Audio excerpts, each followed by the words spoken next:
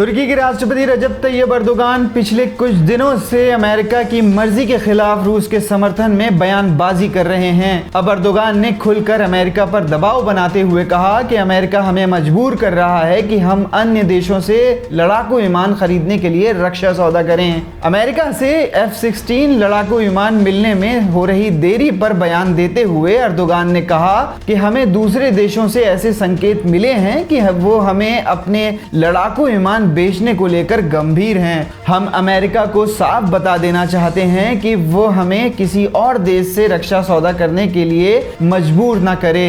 वहीं आतंकी संगठन ISIS के खिलाफ पश्चिमी जगत के रुख की आलोचना करते हुए अर्दोगान ने कहा कि उन्होंने इस आतंकी संगठन के खिलाफ कोई प्रभावी कार्रवाई नहीं की। उन्होंने सिर्फ बयानबाजी की है, लेकिन इस संगठन के खिलाफ कोई प्रभावी कार्रवाई नहीं की। अर्दोगान ने दावा करते हुए कहा कि दुनिया भर में ISIS के खिलाफ सबसे पहला प्रभावी कदम तुर्की ने उठाया है। अर्दोगान ने यह दावा उस समय किया जब तुर्की का मीडिया इस बात को कहता रहा है कि सीरिया में आतंक का नंगा नाच करने वाले आतंकी संगठन को अर्दोगान प्रशासन आर्थिक एवं सैन्य सहयोग देता रहा है। F-16 लड़ाकू विमानों की खरीद के लिए तुर्की और अमेरिका के बीच बातचीत के बारे में बात करते हुए अर्दोगान ने कहा कि इस बारे में बातचीत जारी है। अमेरिका के जिन रिपब्लिक सदस्यों के साथ हमारी बैठक हुई है उससे महसूस हो रहा है कि इस सौदे में उनके जरिए रुकावटें डाली जाएंगी।